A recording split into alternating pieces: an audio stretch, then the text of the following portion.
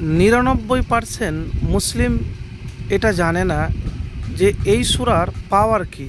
কোরআনের যে পাওয়ারফুল সূরা হয়তো অল্প জানে, কিন্তু পরিপূর্ণ কেউ কিন্তু জানে না। তো আজকে আমি আমার জানা মতে এই সূরার ফজিলত সম্পর্কে বলবো, উপকার কি। তো প্রিয় ভাই, সে সূরাটির নাম হলো সূরা ফাতিহা। কোরআনের প্রথম এবং সবচেয়ে গুরুত্বপূর্ণ সূরা, যাকে উম্মুল কিতাব বলা হয়, যা নামাজের অবিচ্ছেদ অংশ। আল্লাহর প্রশংসা, তার কাছে সাহায্য প্রার্থনা এবং তার করুণা ও ন্যায় বিচারের কথা স্মরণ করিয়ে দেয়।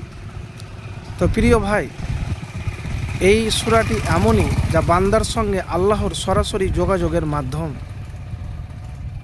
তো গুরুত্বপূর্ণ ফজিলত হলো নামাজের মূল ভিত্তি। দ্বিতীয়, আল্লাহর সঙ্গে কথোপকথন। এর প্রতিটি আয়াত পাঠ করলে আল্লাহ বান্দার কথার উত্তর দেন, যা বান্দা ও আল্লাহর মধ্যে সরাসরি যোগাযোগ এর সৃষ্টি করে।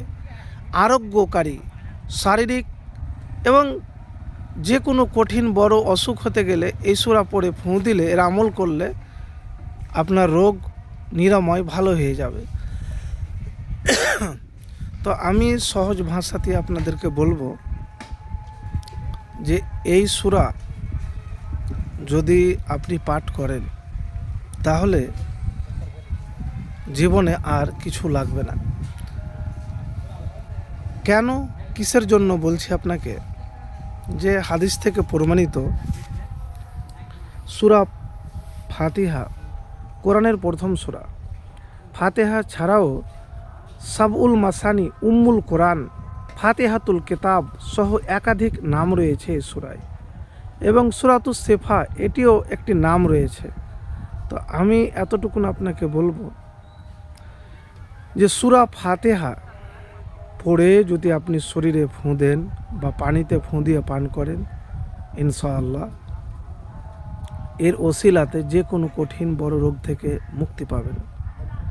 আর আরেকটি কথা আপনাকে বলবো যে এই রোগ থেকে মুক্তি পাওয়া বা কোনো কিছু কামড় দিলে সেই জায়গাতে ফুঁ দেওয়া, এটি বুখারী শরীফের 5006 নম্বর হাদিসও রয়েছে যে একজন গোত্রের সর্দারকে কিছুতে কামড় দিয়েছিল, তো এক সাহাবী এই সূরা পড়ে ফুঁ দিয়ে সেটা ভালো হয়ে গিয়েছিল। তো এটি হাদিস থেকেও প্রমাণিত। তো আমি এতটুকুন বলবো, নবীজি সাল্লাল্লাহু আলাইহি সাল্লাম বলেছেন সমগ্র রোগের মহা ঔষধ এই সূরা ফাতিহা। তো আপনি যদি কোনো সমস্যাতে পড়েন বা জটিল রোগে পড়েন, আক্রান্ত হন, তো বিশ্বাস ভরসা রেখে 40 বার বা 7 বার বা 3 বার বা যতবার আপনি নিয়মিত আমল করতে পারবেন ততবার পড়ে ফুঁ দিবেন বা পানিতে ফুঁ দিয়ে পান করবেন। আর এর মধ্যে একটি আয়াত রয়েছে, ইয়্যাকা না'বুদু ওয়া ইয়্যাকা নাস্তাঈন। এই আয়াতটি বেশি বেশি করে পড়বেন। আর এই সূরা পড়ার পরে আপনি দোয়া করবেন। যদি দোয়া কবুল হয়ে যায় তাহলে আপনার অভাব অনটন সব জীবন থেকে দূর হয়ে যাবে। আর আরও অনেক ফজিলত আছে, আমার জানা মতে বললাম, এর ফজিলত বলে শেষ করতে পারবো না। তো এই সূরার জীবনে আমল করেন, ইনশাআল্লাহ ফলাফল পাবেন।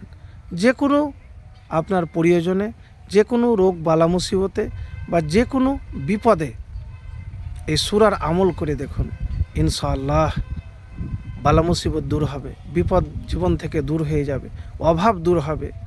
আরও অনেক ফজিলত রয়েছে যা বলে আমি হয়তো শেষ করতে পারবো না। তো এই সূরা পাঠ করা আপনি ছাড়বেন না।